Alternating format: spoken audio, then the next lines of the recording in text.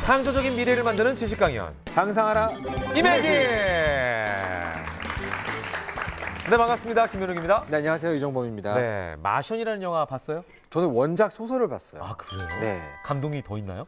영화를 아직 안 봐서 비교는 네. 못하겠지만 아. 정말 재밌더라고요. 그죠? 오, 정말 인간의 상상력이란 참 대단하다 이런 생각하면서 그러니까요. 특히 화성에서 키운 감자. 아, 네. 정말 인상적이었습니다. 화성 그거를, 최초의 농사. 화성 감자 이렇게 해서 팔면 정말 잘 팔겠다 이런 생각도 했는데. 화성 특산품은 감자인가요? 옛날에 네. 저 어렸을 때는 뭐 네. 무인도나 아니면 네. 뭐 이런 오지, 네. 아마존 네. 이런 데서 살아남는 방법에 대한 책을 되게 재밌게 읽었는데 네, 네, 네. 조금 있으면 우주에서 살아남는 방법 이런 책 네. 나올 것 같아요. 그러니까요. 네. 예. 벌써 연구한 분들이 있으니까 이런 영화가 나오지 않았겠습니까? 그렇겠죠. 예. 그래서 이런 과학 영화를 보게 되면은 우리의 미래 세상을 좀 예측할 수가 있을 것 같아 재밌는 것 같아요. 네, 맞아요. 인상적이고. 그래서 오늘은요, 이분들을 만나보겠습니다.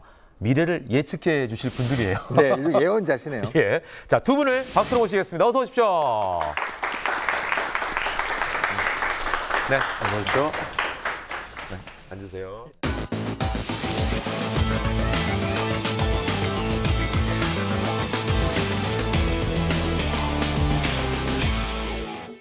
어떤 일을 하시는 분이세요? 특히 SF 아카이브가 무슨 뜻이 있나요? 아카이브라고 하는 건 이제 관련 자료를 다 모은다라는 뜻이잖아요. 아, 그래서 예, 원래 예. 저는 SF나 판타지를 다루는 잡지의 편집장도 했었고 또 SF 책을 전문으로 출판하는 출판사 대표도 했었고요. 네네네. 지금은 이렇게 이제 SF를 일반인 분들한테 널리 알리는 뭐 모든 활동을 다 하고 있습니다. 네. 이정표 교수님께서는 제가 팟캐스트 등을 통해서 예. 과학에 대한 대중적인 얘기를 많이 해주시는 분으로 알고 있었어요. 예. 근데 정말로 어떤 걸 전공하셨는지 제가 오늘 처음 알았습니다. 그러니까요. 어떤 분야를 연구하고 계신가요? 제 원래 전공은 입자물리학입니다. 네.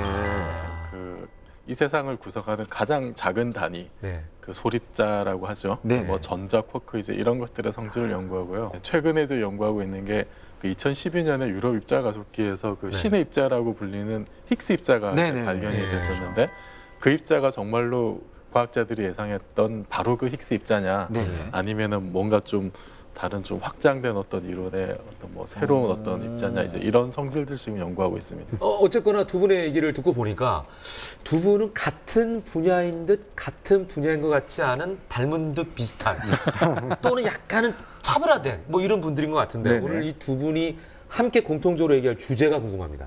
자, 주제를 확인해 보도록 하겠습니다.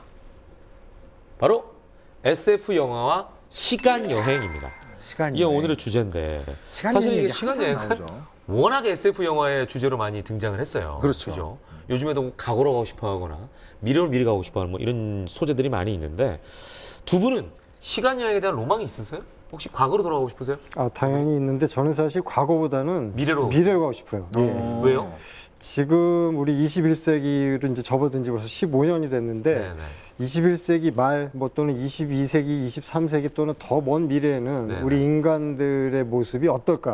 문명의 모습이 어떻게 변할까? 이게 참 궁금합니다. 저는. 저는 그 제가 대학교 1학년이었던 때로 네. 돌아가고 싶어요. 왜요? 왜 1학년이에요? 그때가 일단 제일 즐거울 때잖아요. 그래서 제가 그 대학교 입학한 게 1990년이었는데 네. 아, 네. 그 이제 20세기 말이잖아요. 네네. 그런데 그 우리 물리학이나 과학을 보면은 20세기 말, 21세기 초에 또 굉장히 중요한 발견들이 많거든요. 예. 네네. 그래서 그 아주 유명한 과학 결과들을 제가 이제 대학교 신입생으로 돌아가서 네네. 대학교 신입생이 이제 그런 연구를 발표를 하는 거죠. 공명심이 또 있으시군요. 또 깨알같이. 과학자로서의 되게 욕심. 순수한 듯하게 말씀하셨지만 사실은 공명심도 있으셨고. 자, 아무튼 이 두 분께서 오늘 또 재밌는 얘기를 해주실 것 같습니다. 먼저 박상준 대표님께 첫 번째 강의를 부탁드릴 것 같은데 어떤 내용으로 준비하셨나요? 예, 오늘 준비한 내용은요. 그 시간 여행 중에서도 아마 일반인 분들이 가장 잘 아실 만한 대표적인 SF 영화 백투더퓨처. 지금 2015년이 네. 그 백투더퓨처 영화 속의 출발점이 되었던 그때로부터 30년 뒤의 미래였는데 그 미래가 이제 현재가 된 거잖아요. 그렇죠. 그래서 영화 속에서 묘사했던 30년 뒤의 전망하고 실제로 그게 이제 현실에 대한 지금과의 비교를 통해서 네, 네, 네. 몇 가지 과학기술과 관련된 내용을 한번 여러분들하고 얘기를 해보고 싶습니다. 아이고, 이거 내가 봤던 내용을 또 얘기해 주신다고 하니까 더 기대가 되네요. 네. 어떻게 비교가 될까요? 여러분 박수로 청해보도록 하겠습니다.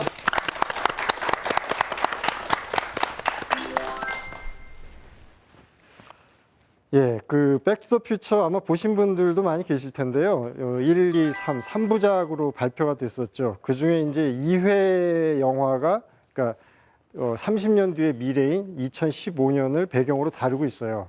그런데 그 영화 속에서 설정했던 미래가 구체적으로 2015년 10월 21일인데 그 사실상 바로 우리가 지금 얘기하고 있는 이 시간대로 날아왔다고 볼 수 있는 거예요. 근데 영화 속에서 묘사했던 2015년하고 실제 우리가 지금 살고 있는 2015년이 어떻게 다른지 한번 몇 가지 장면들을 통해서 한번 생각을 해보죠. 제일 먼저 이 사람들이 2015년에 도착하자마자 그 건물 뒷골목을 보면 쓰레기 폐기물 같은 걸 막 그 거리에 내놓은 장면인데 거기 자세히 보면 그 CD나 레이저 디스크 같은 게 있어요.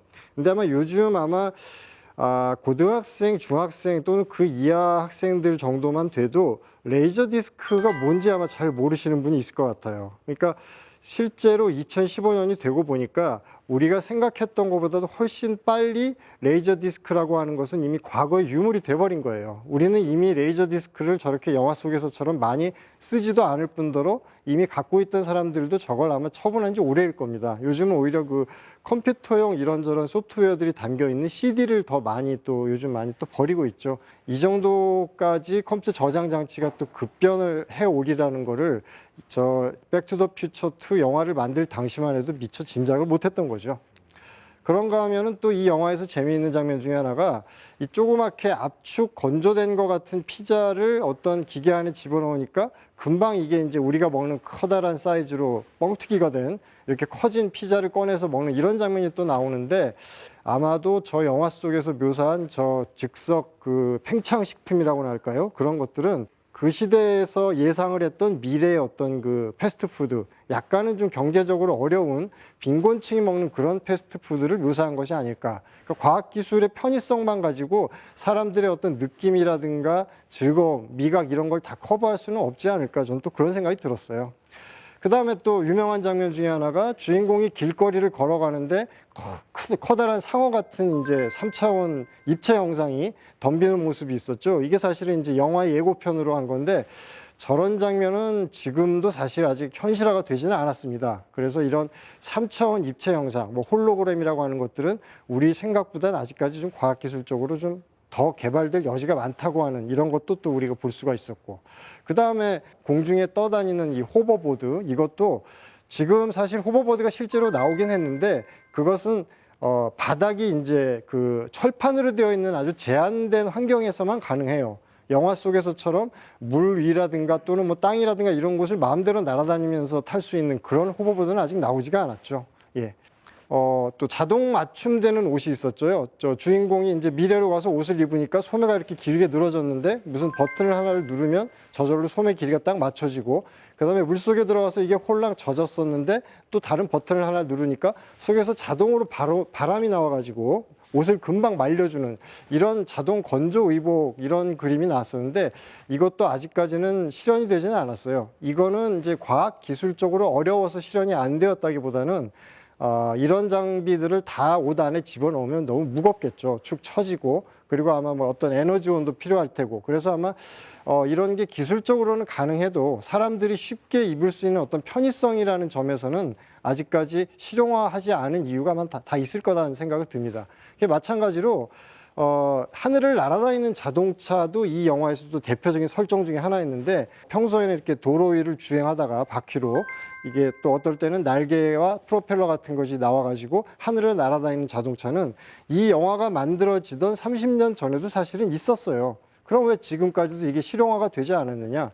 하늘을 날게 만드는 것 자체는 기술적으로 이미 예전부터 가능했지만 이게 영화 속에서처럼 사람들이 어떤 대중교통수단처럼 마음대로 탈 수 있는 그런 정도로까지 경제적으로 좀 저렴해진다거나 또는 그 여러 많은 하늘을 나는 자동차들이 공중에 서로 뒤엉키지 않고 잘 땅에서와 같이 교통 통제가 잘 되는 이런 식의 시스템이 아직까지 나오질 않은 거죠. 그리고 만약 이것이 무슨 제트 엔진이 되었건 프로펠러 엔진이 되었건 이런 것들이 하늘에서 많이 날아다니면 새로운 어떤 그 공해를 야기할 수도 있겠죠. 배기가스도 나올 테고 바람이 막 교란이 되면서 새들이 또 자기 길을 못 찾는다거나 이런 여러 가지. 그래서 과학기술의 발전은 반드시 그 기술의 어떤 실현성의 유무를 떠나서 이게 일반인들이 쉽고 저렴하게 누구나 누릴 수 있을 만큼 또 사회적으로도 잘 맞춤형으로 나올 수 있느냐, 이 여러 가지 문제들이 고려가 되어야 하는 거예요. 그래서 SF 영화에서 보면 여러 가지 뭐 미래 예측에 대한 장면들이 많이 나오는데 실제 우리의 현실이 되기 위해서는 이런 것들이 사회적으로도 잘 받아들일 수 있는 환경이 또 준비가 되는지 이것까지 고려를 해야지 실제 영화 속의 현실이 우리의 현실로 다가올 수 있을 것 같습니다. 예, 오늘 제가 준비한 내용은 여기까지입니다. 감사합니다. 그렇죠. 네, 박상준 대표님의 강연을 들어봤습니다. 재밌네요. 우리가 저때 영화를 봤을 때가 저도 한 10대 이 정도였던 것 같은데, 그러니까 30년 전이니까 그렇죠. 그죠? 네. 근데 저기 출연했던 저 주인공이 네. 지금 한 40, 50대 됐을 거 아니에요? 마이클 젤. 마이클 젤. 50이 넘었죠. 50 정도 넘었죠. 되나요? 예, 그렇죠. 그분이 옛날에 자기 영화를 보면서 무슨 생각을 할까? 저는 이게 궁금해요. 예. 야, 저 당시에 상상을 해가지고 내가 주인공이 돼서 미래를 가는 영화를 찍었는데 그 시절로 자기가 와 있잖아요, 지금. 그렇죠. 2015년에. 아, 그분을 인터뷰를 해봐야 되는 건데. 굉장히 궁금하네요. 미국 방송에서는 예, 이미 나왔더라고요. 했겠죠? 예, 예. 지금 뭐 한창 이슈이기 때문에 네, 미국의 방송 많이 출연하시던데. 그러니까. 예. 거기 이제 내용들이 말씀하신 거에 의하면은 몇 개는 맞고 네. 몇 개는 틀리기도 하고 몇 네. 개는 이제 그 상상했던 방향 자체가 또 설정이 재밌기도 하고 뭐 이런 그렇죠. 것들이 있는데 그거 빠졌어요. 그거 네. 어떻게 됐어요? 자동으로 조여지는 신발. 아, 예, 예. 그건 나왔어요? 나왔습니다. 나왔죠. 그 영화 속에서 특정 회사 상표가 이제 노출이 됐었는데 그렇죠. 실제로 그 회사에서 그런 신발을 만들었죠. 진짜요? 똑같이 만들었죠. 예, 한정품으로 이렇게 예. 해가지고. 혹시 그 회사가 5기로 만든 건 아닐까요? 야, 이건 우리 회사의 명예와 관련이 있어 해가지고 우리 회사 로고가 나왔으니까 우리가 만들고 말 거야 뭐 이러고. 네, 아마도 그러고 나서 그 회사가 그게 망하진 있었을 않았겠죠? 거예요. 아, 지금도 잘 나가고 있는 회사죠. 네. 예. 자, 우리 저 박상준 대표님의 강의를 들었습니다. 혹시 궁금한 점 있으신 분 질문 부탁드리겠습니다. 네, 여기로 나와주시죠.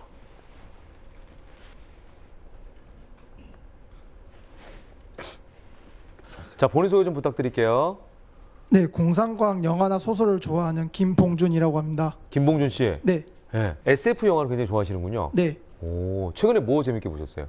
최근에 이제 우주 이렇게 관련돼서 나왔던 영화들은 전부 다 본 것 같아요. 인터스텔라, 마션 이런 거 다. 네, 다 봤어요. 오, 그쪽 좋아하시는구나. 네. 자, 뭐가 궁금하세요? 이제 대표님이 생각하시기에 백투더 퓨처에 실현된 기술처럼 지금 나온 공상 영화 중에 실제로 실현된 가능성이 높다고 생각하시는 기술이 어떤 거 있는지 그거 질문 드리고 싶습니다. 지금 현재 SF 영화, 더 미래에 대한 영화 중에 네. 네네. 앞으로 가면은 이건 좀 실현 가능할 것이다라고 생각되는 게 있으신지. 아, 여러분들도 아마 많이 익숙하실 것 같은데 매트릭스라든가 공각기동대 뭐 이런 영화들의 공통점이 네. 인간이 컴퓨터하고 어떻게든 연결이 되잖아요. 그렇죠. 그래서 뭐 인간의 기억이라든가 네. 모든 기록을 그 사이버 스페이스 안에다가 예. 올려놓으면 나중에는 인간이 사이보그화 되는 거죠. 인간과 네. 기계가 결합이 되는. 예. 그래서 사람이 앞으로 호모사피엔스로 생물학적으로 어떻게 진화를 할 건지 또 과학자들은 많이 생각을 하는데 저는 SF 영화에 나오는 것처럼 인간과 기계가 결합이 되어서 사이보그화 되어가는 것. 그러니까 사이보그하고 로봇은 다르잖아요. 네, 네, 로봇은 100% 인공이지만 사이보그는 인간과 기계, 생물과 기계의 결합이니까. 네, 네. 그래서 이런 방향은 아마 좀 현실로 갈 수도 있지 않을까. 저는 그렇게 생각합니다. 그 작게는 왜 예를 들어서 사람의 여기다가 칩 예. 같은 거를 그렇죠. 이식해가지고 예, 예. 뭐 생체 리듬을 파악하게 한다든지 이런 것들이 이제 가능할 수도 그렇죠. 있으니까 예. 그게 더 발전하면은 지금 말씀하신 것처럼 그렇죠. 그죠? 예. 로보캅이 탄생할 수도 있지 않을까. 사실 뭐 이미 최근에 나노봇이라는 것이 나오면서 네. 미래에는 주사를 맞아서 네. 인간의 정신의 어떤 부분을 클라우딩 서버에 올린다거나 뭐 그런 얘기가 이미 지금 예측이 되고 있기 때문에 예. 말씀하신 부분이 저도 일리가 있다고 봐요. 아니, 네. 지금도 그 어떤 사람 이렇게 죽은 사람 예. 뇌를 얼려가지고 예. 나중에 기술이 발전하면 이제 그 사람 뇌에 있는 모든 정보를 해동해서 업로드한다고. 네. 지금 이미 진행 중인 프로젝트 중에 하나죠. 매트릭스랑 같네요. 좀 무섭다, 그죠? 그래서 저는 뇌에다 아무것도 안 넣어놔요. 나중에 혹시 내 거 빼갈까봐 난 무서워가지고. 탬버린은 몸이 다 기억하고 있어요. 탬버리는 몸이 익히는 거지 뇌가 익히는 게 아니거든요. 정말 다행이죠. 예. 아무튼 김봉희 씨 감사합니다. 질문. 감사합니다. 네, 고맙습니다. 박수 한번 부탁드릴게요. 네. 자 이렇게 해서 우리가 저 박상준 대표님의 일단 강의를 들어봤고 이번에 참 진짜 그 우리 이종호 작가가 너무나 또 평소에 좋아한다 그래가지고 제가 기대를 했습니다. 어떤 걸 준비하셨나요? 오늘 제가 말씀드릴 내용은 네. 그 시간 여행이 정말 과학적으로 가능하냐, 뭐 가능하면 어떤 문제가 있는지 이런 문제에 대해서 간단하게 말씀을 드리려고 합니다. 아, 가능했으면 좋겠어요. 네. 네. 자, 박수로 청해 보도록 하겠습니다.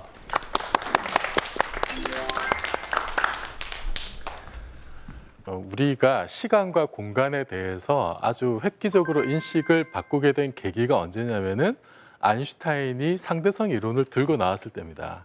그 이전에는 시간하고 공간이라고 하는 것이 우리 우주에 그냥 이렇게 붙박이로 있는 거였어요. 그래서 내가 바라보는 시간과 그 다음에 움직이는 사람의 어떤 시간과 공간 이런 것이 다르지 않았거든요. 여러분 그 영화 인터스텔라 보면 지구에 딸이 남아 있죠, 그죠? 그리고 아빠가 우주선 타고 우주여행을 합니다. 그러면 지구에 남아 있는 딸 머피가 바라본 시간과 공간하고 머피가 봤을 때 우주선 타고 날아가는 아빠의 시간과 공간이 같아야 돼요. 그런데 아인슈타인은 그게 다르다고 한 겁니다. 왜 달라야 하냐면은 그렇게 움직이는 사람이 있다 하더라도 자연의 법칙이 바뀌지 말아야 되고 광속은 항상 일정해야 된다. 이제 이 과정으로부터 출발한 거거든요. 그렇게 되다 보니까 그 이전까지는 아주 우리 우주에서 절대적인 의미를 가지고 있던 시간하고 공간이 광속 불변을 맞추기 위해서 복잡하게 뒤엉켜 들어갑니다. 그러니까 시간하고 공간이 이제 다이나믹해졌다 그러죠. 그래서 이것을 그 정리한 이론이 상대성 이론이고 거기에 이제 특수 상대성 이론, 일반 상대성 이론 두 가지가 있어요.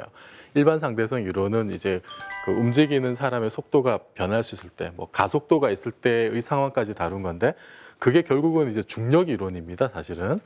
그래서 일반 상대성 이론을 이렇게 쭉 사람들이 이제 열심히 20세기 초반에 열심히 공부를 했어요. 공부를 하다 보니까 수학적으로 시간을 거슬러 가는 그런 솔루션들이 막 나온 거예요. 몇 가지가 나왔습니다. 종류도 꽤 있어요. 뭐 무슨 실린더 이런 것도 있고 여러분 뭐 많이 들어보셨을 웜홀 같은 거요. 웜홀 들어보셨죠?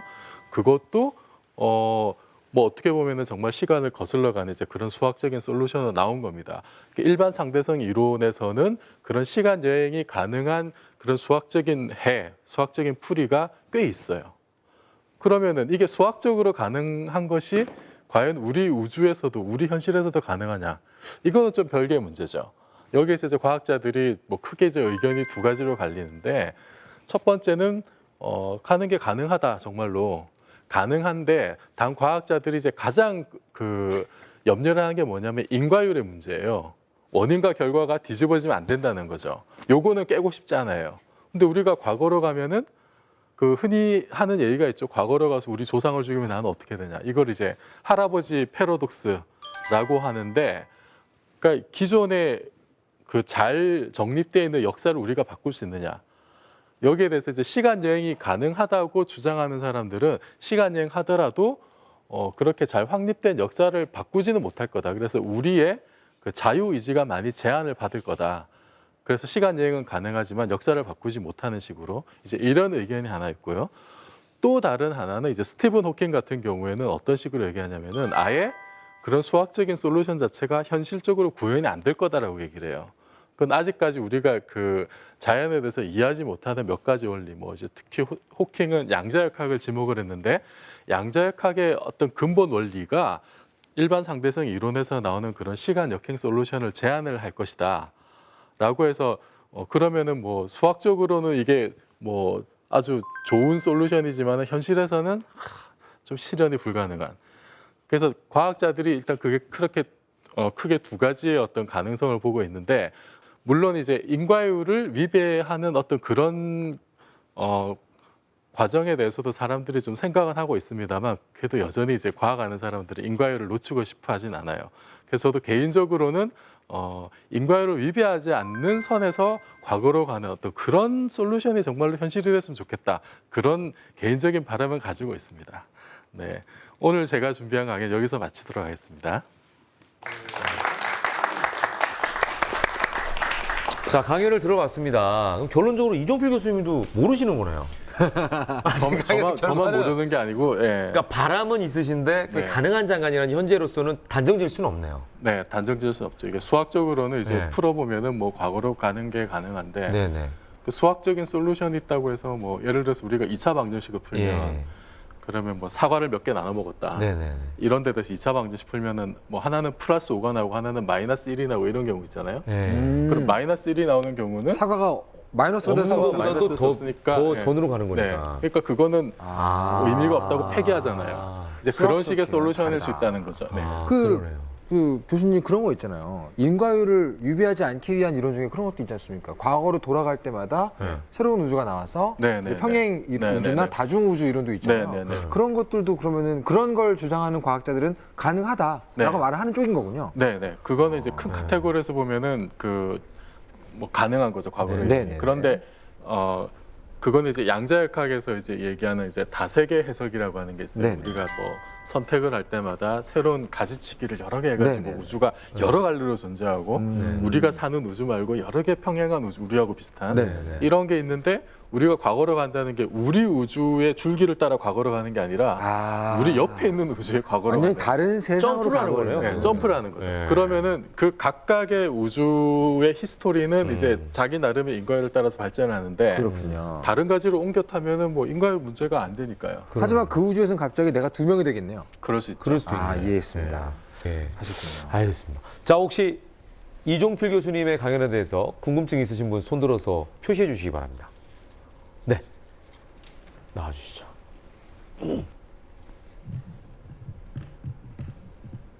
자, 어디서 오신 누구시죠?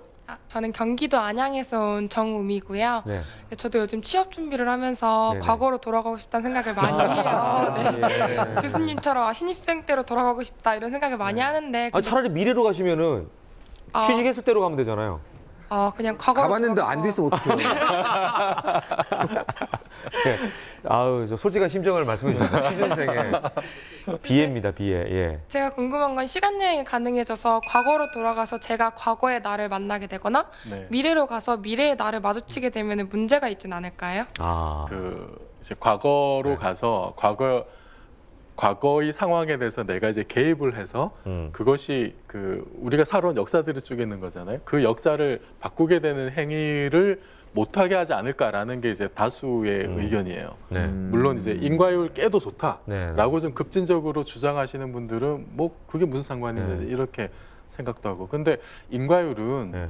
건드리고 싶지 않아 하는. 그렇죠. 왜냐하면 그 위에서 지금 현대과학이 쭉 이렇게 그럼 너무 쌓아 복잡해지지 않습니까? 올리고. 그렇죠. 그냥 굉장히 어떻게 복잡해지죠. 근데 이 교수님 말씀에 의하면 그러면 이런 거네요. 가긴 갔는데 네. 내가 찍힌 비디오를 보고 있는 뭐 것 같은 그거랑 느낌. 비슷한. 그죠? 예, 예. 내가 갔는데 과거에 이랬지라고 회상하는 정도지 네. 그걸 눈으로 보는 거지 네. 추억으로 하는 게 아니라 네. 이런 그러니까 상황인 뭐 거죠. 이제 지금. 물리적으로 이제 그걸 이제 상호작용이라고 하는데 네. 상호작용이 굉장히 심해져 가지고 기존에 알려져 있던 역사가 뭐 뒤틀린다든지 이제 이런 식의 작용은 일어나지 않아야 하는 거 아니냐. 만약에 가능하더라도. 그렇죠. 그게 이제 다수 의견. 예. 알겠습니다. 질문 감사합니다. 네. 네. 질문 들어보니까 아. 재밌는 얘기 많이 떠오르네요. 네. 만화 중에 미결이라는 만화가 있는데 미결? 미결. 네. 미래 세계에선 새로운 종류의 관광 상품이 개발된 거예요. 네. 뭐냐면 과거로 돌아가는데 지금 유명한 과거의 어떤 사람 주변에 만나러 가는 거야? 몰래 숨어서 이렇게 관찰하는 관광 상품인 거예요. 지금 무슨 말이냐면 네, 뭔지 알죠? 내가 나중에 굉장히 유명한 사람이 될 거라면 네. 지금 현재도 제 주변에 미래에서 와서 저를 구경하는 관광객이 있는 거예요. 굉장히 재미있는. 하지만 터치할 수는 없어요. 인과율이 있으니까. 네. 굉장히 재미있는 설정인 거죠. 종욱 씨 오른쪽에 있네요. 네, 이런 종류예요. 저를 보고 있는 그 거죠. 누군가가. 근데 우리는 모르는 거죠. 그렇죠. 이 주변에 누가 있을 수 있는데. 숨어 있는 거죠. 네. 아, 이거 귀신이 붙어 있는 거랑 똑같은 느낌이네, 이게. 네. 자, 아무튼 이렇게 얘기를 하다 보니까 우리도 어떤 그 끊임없는 과거나 미래에 대한 상상의 나래를 펴게 되네요. 자, 두 분과 함께하는 이야기, SF와 시간과 관련된 이야기를 나누고 있습니다. 자, 이후에도 더 재미있는 이야기들이 준비가 되어 있습니다. 잠시만 기다려 주십시오. 이매진.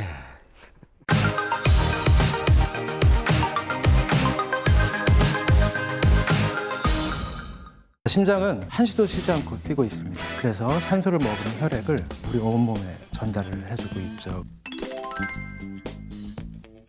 자동 제세동기는요, 심장이 정기적인 활동을 못하는 것을 제세동을 해서 전기 충격을 하는 전기 장치라고 보시면 되겠습니다. 저 갑자기 상담하고 싶어지네요. 그렇게 제가 누운 자리에 식은땀이 나 있어요. 병원 가야 됩니까? 창조적인 미래를 만드는 지식강의원 이매진 함께하고 있습니다. 자, 이제 2부의 주제를 먼저 살펴보도록 하겠습니다. 주제 보여주시죠. 숨어있는 과학을 찾아라. 조금은 추상적이네요. 숨어 있다. 예. 우리가 보면은 이제 숨어 있지만 과학자 입장에서 보면은 야 저건 진짜 엄청난 과학의 기술이야 이런 것들이 있을 것 같아요. 그렇죠. 그죠? 영화 속에서는 오히려 영화를 만드는 사람들은 이제 과학자라기보다는 스토리텔러들이니까 그렇죠. 마음대로 상상을 하는데 네. 오히려 그걸 보고서 과학자들은 아 저거 가능할 수도 있겠다. 내가 연구를 한번 해봐야지. 아 오히려 네. 거기도 모티베이션 얻는 경우 있으세요? 아, 굉장히 그런 있겠죠. 역사적 사례가 꽤 있어요. 아, 이 예. 교수님 어떠세요? 예. 뭐 그러니까 SF가 뭐 이렇게 과학자들에게 영감을 또 주기도 하고 네. 또 과학자들이 사실 그때까지의 성과를 많이 자문도 하고 이제 그런 상호작용 네네. 서로 상부상조하는 그런 일이 많은 걸로 알고 있습니다. 네네네. 자, 그러면 이번에도 또 박상윤 대표님 먼저 강연을 들어보도록 하겠습니다. 이번에는 또 어떤 내용으로? 백투더퓨처라는 영화가 네. 과거에서 30년 뒤의 미래를 예측했던 영화라면 네. 그 미래가 그리고 지금의 현실이라면 네. 지금 시점에서 다시 가까운 미래를 예측한 SF 영화들이 아주 많죠. 예. 예, 그런 근미래를 다룬 SF 영화들 중에 몇 장면을 가지고서 네. 그러면 가까운 미래에 어떤 과학기술이 새롭게 등장할 건지 그리고 그런 예측들 중에 네. 뭐 맞는 거 틀리는 거 이런 것도 한번 또 얘기를 한번 드려볼까 합니다. 재밌을 것 같습니다. 박수 부탁드립니다.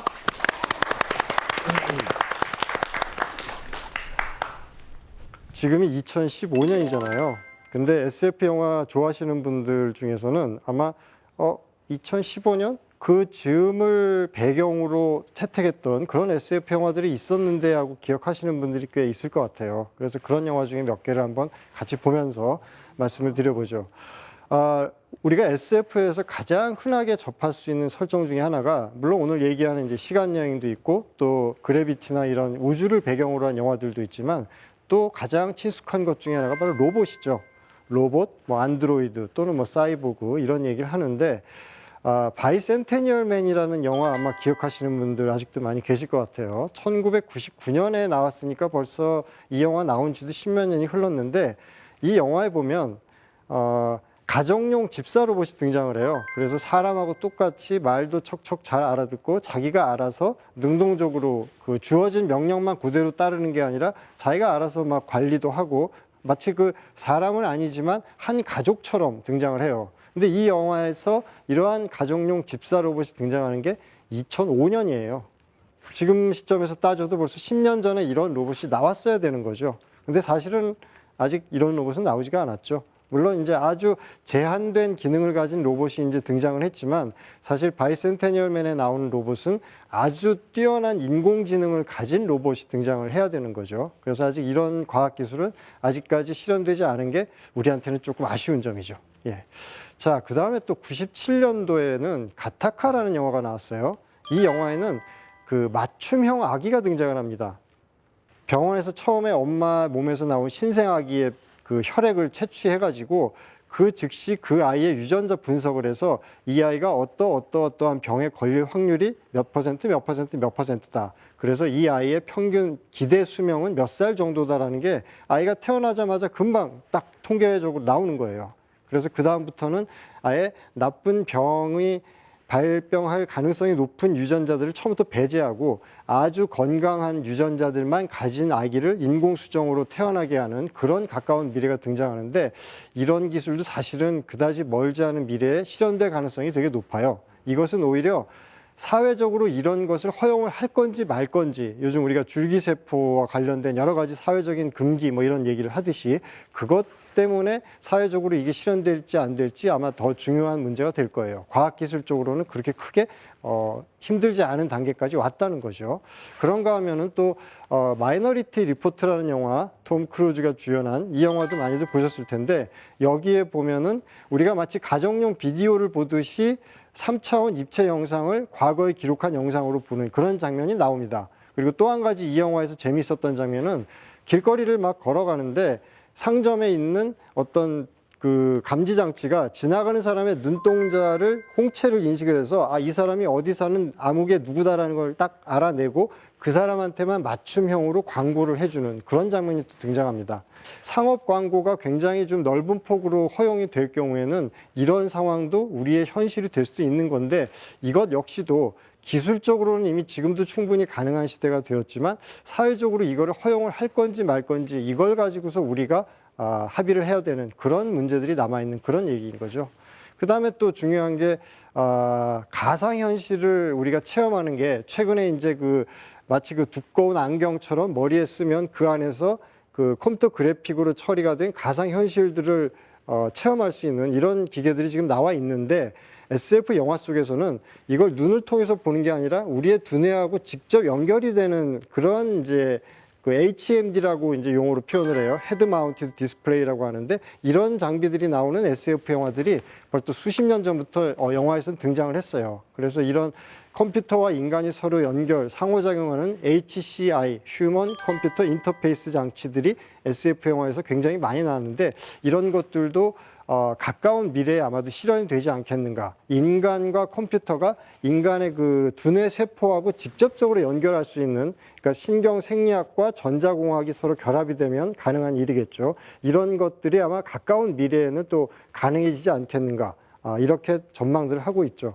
결론적으로 SF 영화에 등장하는 많은 아이디어들이 사실은 이게 정말로 나올 거다라고 예측을 했다기보다는 이런 걸 좀 만들어 주세요 하고 현실의 과학 기술자들한테 좀 요구한달까 기대하는 그런 기능도 있는 것 같습니다. 그래서 SF 영화를 보는 재미가 더 커지는 것 같습니다.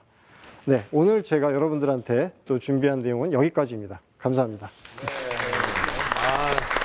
감사합니다. 재밌어요. 네, 박상 대표님께서 또 여러 영화 중에 네. 그중에서 이제 SF 영화 중에서 가까운 미래를 전망해 볼 수 있는 영화에 대해서 좀 짚어주셨는데 제가 돌발 질문 하나 하고 네. 싶어요. 네. 박 대표님 굉장히 많은 SF 작품들을 봐 오셨을 네. 거잖아요. 네. 혹시 웹툰도 보세요? 아, 왜냐면 예. 웹툰이 발달하면서 SF 장르가 갑자기 또 한번 부상을 했어요. 그렇죠, 그렇죠. 웹툰 쪽에 굉장히 유명한 예. SF 작품들이 나오고 있는데 예. 맞습니다. 혹시 관심이 있으시면 네네. 어떤 걸 재밌게 보시나 궁금해지더라고요. 웹툰들 중에서 SF적으로도 굉장히 훌륭한 작품들이 요즘 많이 나옵니다. 나오고 시작했어요. 보세요, 많이? 예, 저도 많이 챙겨보고 예, 있고요. 예. 어떨 때는 우리나라 웹툰 작가님들의 과학적 상상력이 저는 이제 뭐 외국의 SF 소설, 영화, 만화들도 좀 보지만 네. 그 외국 작품들하고 비교해도 전혀 뒤떨어지지 않을 만큼 짜임새도 있고 상상력도 아주 뛰어난 그런 우리나라의 SF 만화들이 요즘 굉장히 많이 나오고 있어서 굉장히 좀 뿌듯하게 생각을 하고 있어요. 네. 궁금했는데 감사합니다. 그러니까요. 아니, 뿌듯해지네요. 필요하죠. 왜냐면 분야를 한정 짓지 않고 사실은 미래에 대한 그 상상력이 발휘되는 분야는 대단한 분야인 것 같아요. 그럼요. 예. 그게 영화로 표현이 되느냐 아니면은 웹툰이라고 하는 형태로 표현이 되느냐의 차이인 거지. 그죠?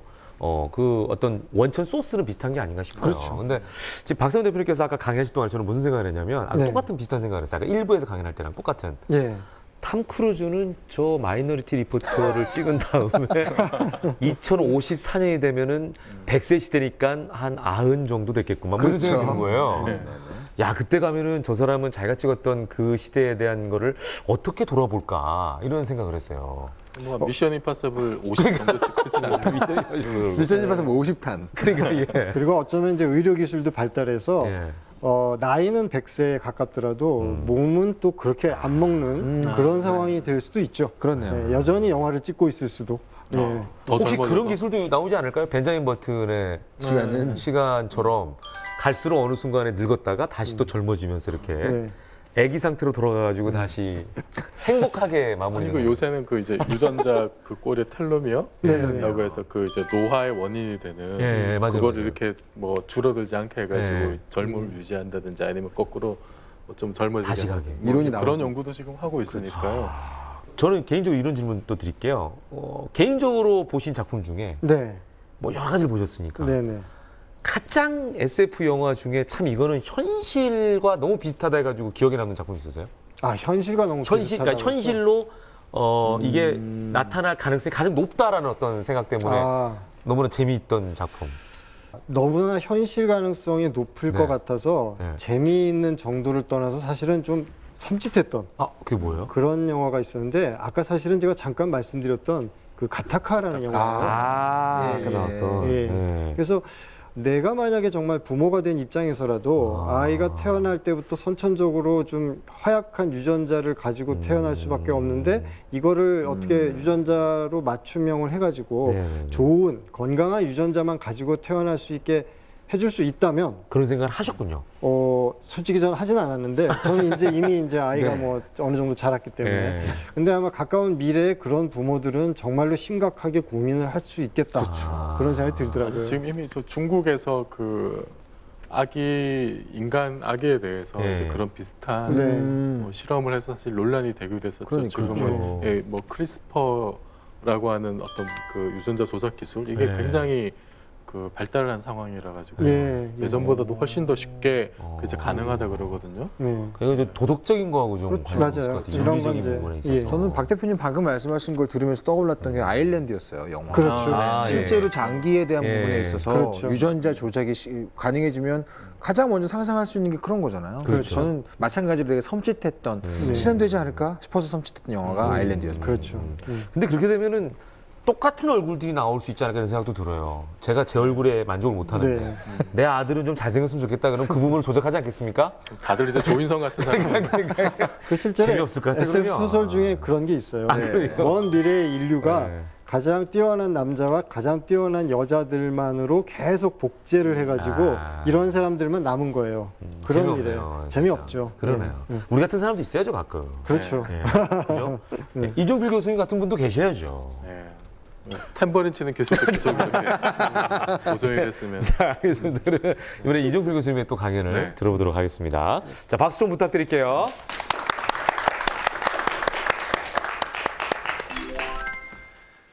자, 여러분, 올해가 2015년입니다. 그죠?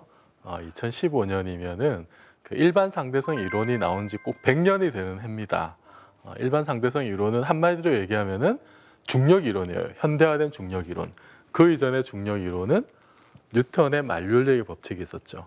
그래서 한 뭐 200년 이상 세상을 지배해왔던 그 이론이 이제 현대적인 중력 이론으로 바뀌게 되는데 이 일반 상대성 이론에서 가장 중요한 원리가 뭐냐면 이제 등가 원리라고 하는 게 있습니다.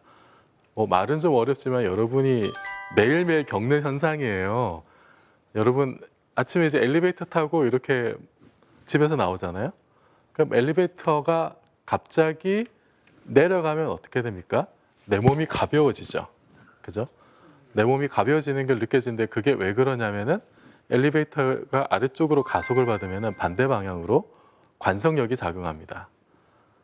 없던 힘이 작용하는 거예요. 속도가 변하면은 그러면은 지구가 나를 밑으로 당기고 있는데 관성력 때문에 내 몸이 들리니까 몸이 이제 가볍게 느껴지는 거죠. 반대로 엘리베이터가 올라갈 때는 몸이 무거워지죠. 자, 여기서 내 몸이 무거워지는 것이 엘리베이터가 가속했기 때문에 무거워지느냐 아니면은 갑자기 여러분의 몸무게가 갑자기 불어나서 내지는 지구가 갑자기 무거워져서 내가 정말로 무겁게 느껴지냐 이 둘을 구분할 수 없다는 거예요. 이것이 등가 원리입니다. 그러니까 속도의 변화, 즉 가속에 의한 관성력과 무거운 질량에 의한 중력을 구분할 수 없다. 그 둘은 근본적으로 똑같다라는 게 등가 원리예요. 아인슈타인이 1905년에 특수상대성 이론을 만들어 놓고 거기에 부합하는 새로운 중력 이론을 만들기 위해서 고심을 하다가 이제 1907년 무렵에 돌파구를 찾게 되는데 그게 바로 등가 원리입니다. 자, 이 등가 원리는 사실 우리 SF 영화에서도 많이 볼 수 있어요. 여러분 뭐 영화 인셉션 보셨죠? 거기 보면 이제 꿈의 1단계에서 어떻게 돼요? 사람들이 타고 가던 트럭이 강으로 추락을 합니다. 그죠? 자유낙하를 해요. 그러면은 위쪽 방향으로 관성력을 받게 되죠. 그렇게 받는 관성력의 크기가 지구가 당기는 중력하고 똑같습니다. 그래서 트럭 안에 타고 있던 사람들이 무중력 상태에 들어가죠. 그죠? 그래서 꿈의 2단계로 내려가면은 호텔에 있던 사람들이 갑자기 둥둥 떠다닙니다. 그게 등가 원리예요. 등가 원리를 가장 극명하게 잘 표현한 작품. 실제로 우주 비행사들이 무중력 훈련을 할 때도 비행기를 타고 올라가서 자연낙하를 해요. 그럼 그동안 비행기 안은 무중력 상태가 되니까 거기서 이제 훈련을 합니다. 자, 우리가 우주로 나갔어요. 우주에 나갔는데 지구 중력이 없으니까 생활이 불편하죠. 그러니까 인공 중력을 만들면 좋을 거예요. 가장 간단한 방법이 뭐냐면은 우주선을 회전시키는 겁니다. 그러면은 회전 바깥쪽으로 원심력을 받게 되죠. 그것도 일종의 관성력이에요. 그러면 우리 그 회전할 때 회전 각속도랑 회전 반경을 적절히 조절하면은 지구에서 느끼는 것과 똑같은 중력 가속도를 느낄 수가 있어요. 그 둘이 구분을 못 한다는 겁니다. 그게 똑같다는 거예요. 자, 그래서 영화에서 보면 뭐 마션도 그렇죠. 인터스텔라도 그렇죠. 뭐 스페이스 오디세이도 마찬가지고 인디어런스니 뭐 이런 영화 보면 다 우주선에 돌고 있어요. 인공 중력을 그렇게 만들 수 있다는 거고 그것이 바로 일반 상대성 이론의 가장 중요한 원리인 등가 원리라고 하는 겁니다. 앞으로 여러분 영화 보실 때 이런 점 좀 주의 깊게 보셨으면 좋겠고요. 자, 지금 제 강의 여기서 마치도록 하겠습니다. 네, 고맙습니다. 상대성 이론. 예, 그리고 등가 원리에 대해서 이렇게 영화 속에 있는 장면들을 얘기해 주시니까 네. 이해가 굉장히 쉽네요. 네. 예. 아, 여기가 영화를 보면서도 이제 앞으로는 여기는 어떤 과학적인 원리가 있을까 이런 좀 생각을 해볼 것 같아요. 저도 모르게. 예. 제가 대학 다닐 때 저는 천문학과 교수님들이 저를 천문학과 학생인 줄 아셨거든요. 아, 네. 너무 천문학과 수업만 듣고 좋아해서 도강을 많이 했대요. 도강. 청강이라고 해주십시오. 저는 네. 심리학과 수업은 안 듣고 거의 네. 이과대학과 살았는데 아, 네. 네. 그때 상대성 이론을 처음부터 끝까지 한번 이렇게 쭉 증명해 보는 시간을 수업 네. 시간에 가진 적이 있어요. 그 상대성 이론이라는 것이 네. 무슨 이유 때문에 그렇게 전 세계 과학 역사를 바꿨다는 평가를 받을 정도로 네. 위대한 이론인 건가요? 그러니까 상대성 이론 이전에는 시간하고 공간에 대한 어떤 개념이 이제 그냥 우리 우주의 절대적인 어떤 지위를 차지하는 어떤 그런 거였어요. 왼손 오른손처럼 따로 놀고 이렇게. 네, 근데 그 상대성 이론이 등장하고 난 다음에는 시간하고 공간 그 자체가 다이나미스가 있다. 이게 뭔가 동력학적으로 변한다라는 네. 걸 알게 됐으니까 뭐 시간하고 공간에 대한 개념 자체를 획기적으로 바꾼. 아예 사람들의 사고방식 자체를 네, 바꿨군요. 완전히 바꾼. 그래서 그게 이제 20세기 초였는데 그래서 과학자들이 어떤 얘기를 하냐면은 그 이전까지 우리가 생각해왔던 방식, 네. 그 인간이 그 진화해온 역사가 뭐 길게는 뭐 300만 년 이렇게 보잖아요. 네. 네네. 그러면은 그 기나긴 세월 동안 우리의 두뇌가 작동하는 방식이 우리 거시 세계에 맞게 그냥 우리 눈에 보이는 것에 익숙하게 그렇게만 이제 발달해 왔는데 그게 진리가 아니라는 거죠. 그게 네. 진리가 아니고 우리 우주의 근본적인 질서는 따로 있다. 우리는 시간하고 공간이 그냥 언제 어디서 어떤 상황에서도 똑같이 붙박이인 걸로만 네. 이해를 해왔는데 네네. 그게 사실이 아니다라는 거를 처음 주장한 게 아인슈타인이었던 거죠. 눈을 깼군요. 완전히 깬 거죠. 그래서 그런 얘기를 합니다. 생각의 회로를 바꾸게 됐다. 네네. 아인슈타인 덕분에. 그 표현이 딱 와닿네요. 생각의 회로를 바꿨다. 네. 그래서 현대 물리학이 어려운 겁니다. 네네. 생각의 회로를 바꿔야 이해를 할 수 있기 때문에. 상상이 안 됐어요. 그러니까 그 수업 시간에 들었던 아인슈타인의 실험 내용을 보고 있으면 네. 전혀 상상이 안 가는 걸 가지고 실험을 하니까 굉장히 어려웠던 기억이 나요. 일상 경험하고 완전히 다른 내용을 다루고 있으니까 그렇군요. 이해가 안 되는 거죠. 그렇죠. 그게 뭐 예를 들면은 사람들이 가지고 있는 시각 중에 예전에는 우리가 살고 있는 지구가 중심이다. 네네. 이랬는데 그 시각 자체를 우리가 움직이고 딴 게 네. 중심이다라고 바꾸는 네. 것만큼 어려웠을 것 그만큼 같아요. 힘든 거죠. 그런 거잖아요. 네. 예, 저는 시각 자체가. 사실 요즘도 아침에 일어나면은 지구가 돈다는 게 안 믿어져요. 이거 혹시 등가 이론 아닙니까? 아, 그럴지도. 근데 사실 그것도 어떻게 상대성 보죠? 이론이에요. 원래 이제 갈릴레오가 예. 그 태양 중심세를 이야기하고 지구가 움직인다고 예. 주장을 할 때도 이제 그때 사실 상대성 이론 처음 얘기를 그러네요. 하거든요. 그러네요. 예. 네. 자, 질문 혹시 있으세요? 네네네. 나와주시죠.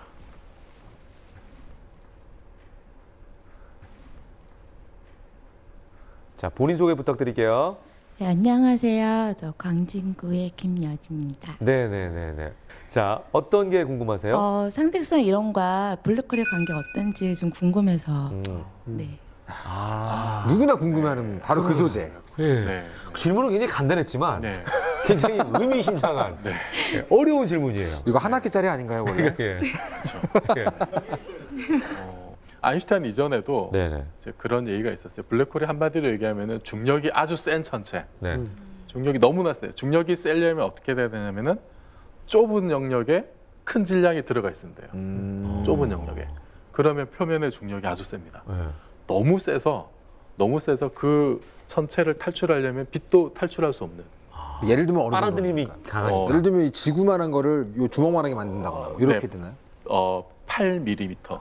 지구를요? 네. 8mm 안에 넣어야 돼요? 8mm요? 네, 네. 아 주먹이 아니구나. 태양은 3km 정도 압축을 하면은 네. 그렇게 좁은 영역에 질량이 어마어마하게 집중이 되면은 그런 그 표면에서 중력이 너무나 세서 네. 빛도 탈출할 수 없다. 이제 그런 생각을 뭐 17세기, 18세기도 했었어요. 했었는데 그거는 사실은 뉴턴 역학의 체계 안에서 그런 고민을 했었고 네.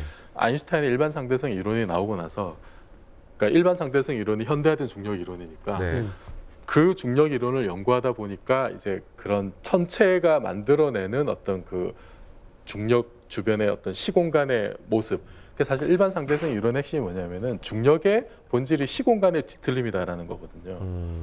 그래서 뭐 이제 트램폴린 위에 볼링공이 있으면은 트램폴린이 휘어지듯이 시공간이 휘어진다라는 건데 그렇게 시공간이 급격하게 휘어져 가지고 빛조차도 빠져나올 수 없는 어떤 시공간의 영역이 있고 한가운데는 그 시공간의 곡률이 무한대가 돼서 그래서 뭐 중력이 무한대가 되는 그런 천체가 있다라는 거를 이제 수학적으로 풀 수가 있어요. 그런 솔루션이 이제 존재하는데 그런 천체를 블랙홀이라고 하죠. 지금 질문하신 분의 내용에 맞게 정리를 해보자면 그런 내용이군요. 과거에도 블랙홀이 상상했었고 네. 지금도 블랙홀이 있다는 걸 네. 아는데 이제 상대성 이론이 밝혀지기 전에는 네. 그냥 블랙홀에 대한 상상만 했는데 네. 지금은 뭐 블랙홀 근처에 가면 시간도 느려지고 네, 네, 그런 공간도 것, 왜곡되고 네, 이런 네. 종류의 자세한 게 좀 검증이 된 일반 거군요. 상대성 이론 덕분에 이제 그런 자세한 성질을 이제 알게 된 거죠. 알겠습니다. 오늘 질문 감사합니다. 감사합니다. 네, 박수 한번 부탁드릴게요. 야, 이 과학 얘기는 뭐 해도 해도 끝이 없을 것 그러니까요. 같아요. 예. 자, 오늘 두 분과 함께 여러 가지 얘기를 나눠봤는데 어떠셨습니까, 오늘 강연? 되게 이제 일반인 분들하고 이제 SF에 대한 얘기를 제가 할 때는 네. 되게 좀 시간이 좀 여유가 있어서 보통 1시간 이상 얘기를 할 경우가 많은데 예. 오늘은 아주 짧은 시간에 압축적으로 여러분들한테 좀 흥미로운 내용을 전달을 해드려야 되니까 네, 네. 그만큼 그거에 대한 준비에도 좀 더 신경을 쓰게 됐고 네, 네. 집중을 하게 되었는데 이런 프로그램이 있는 게 일단 저는 정말 너무 고마워요. 예. 네, 그래서 정말로 진짜 꾸준히 오래 갔으면 좋겠고 네, 네. 이제 한 가지 더 제가 좀 바라는 것은 네, 이왕이면 과학에다가 상상력이 결합된 게 SF니까 예, 예. 이런 SF를 소개할 수 있는 이런 기회도 또 많아지면 참 좋겠다는 생각도 해봅니다. 코너! 코너면 뭐 더 할 코너 나위 욕심 내시는 없이 건가요? 그것까지는 아니지만 예. 코너 욕심 내시는 것 같은데 우리 영화 프로 보면 코너 속에 왜 캐스트 들어가잖아요. 그렇죠. 이런 게. 영화 소개하고 막 이런 거. 그거 좋습니다. 좋을 것 같은데. 아, 네, 그러니까 지금 네. 뭐 욕심을 내시는 것 같아요. 원대하세요 두 분 다. 그러니까 아니 지금 뭐 그러니까 어떻게 뭐 1시간짜리 강연, 뭐 2시간짜리 강연을 저희가 뭐 7분 네. 이렇게 그렇죠. 압축을 해야 되니까 네, 네. 이게 바로 블랙홀 아니겠습니까? 그렇죠. 밀도가 아주 높게 관객이 빠져나갈 수 없는. 그렇죠. 오, 놀랍습니다. 정리를 너무 잘하는구나. 예. 아tum프로한 보람이 있네요. 아니 그래서 고민을 굉장히 많이 하시니까 예, 예. 굉장히 그 밀도가 높은 어떤 강연이 네. 이루어지는 게 아닌가 싶어요. 네, 네. 자, 이종필 교수님 어떠셨어요? 특히 이제 저희 과학자들이 좋아하는 말 중에 이제 아인슈타인이 이런 얘기를 했었어요. 네. Imagination is more important than knowledge 이런 말 있잖아요. 네. 지식보다 상상력이 중요하다. 그래서 저희 과학자들은 이 imagine이라는 단어를 보면 그냥 가슴이 뛰거든요. 아, 그래요? 멋집니다. 그래서 저는 이제 여자를 보고 뛰셔야 되는데. 여자를 봐도 더 뛰죠. 저도 상남자라. 자, 아무튼 두 분을 모시고 저희가 아주 재밌는 얘기를 나눠봤습니다. 오늘 시간이 아쉬울 정도로 너무 즐거운 시간이었는데요. 귀한 시간 내준 두 분께 우리 감사 박수 좀 부탁드리겠습니다. 고맙습니다. 감사합니다. 감사합니다. 네. 주인공 두 분을 박수로 환영해 주시기 바랍니다. 어서 오십시오. 심장은 한시도 쉬지 않고 뛰고 있습니다. 그래서 산소를 머금은 혈액을 우리 온몸에 전달을 해주고 있죠. 자동 제세동기는요, 심장이 정기적인 활동을 못하는 것을 제세동을 해서 전기 충격을 하는 전기 장치라고 보시면 되겠습니다. 두 분의 계신 과를 보면 굉장히 다급한 과네요. 시간이 좀 없고 좀 급작스럽고 뭐 이런 느낌이 드는데 좀 갑자기 상담하고 싶어지네요. 그렇게 제가 누운 자리에 식은땀이 나 있어요. 병원 가야 됩니까?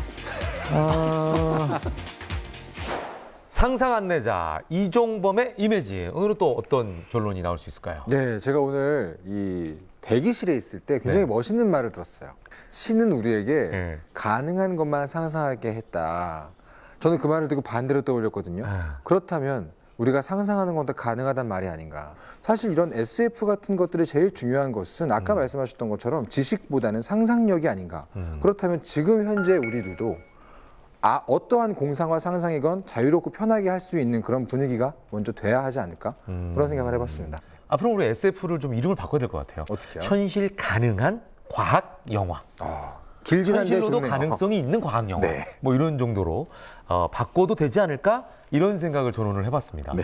아무쪼록 영화 한 편을 보더라도 그 영화 속에 숨어있는 과학 이야기를 통해서 우리가 살고 있는 현재를 이해하고 또 앞으로 우리의 미래에 대한 세계를 다시 한번 상상할 수 있는 그런 즐거운 시간들이 이어졌으면 좋겠습니다. 다음 시간에도 더 즐거운 상상 이야기로 함께 하도록 하겠습니다. 함께해 주신 여러분 고맙습니다. 안녕히 계십시오. 감사합니다.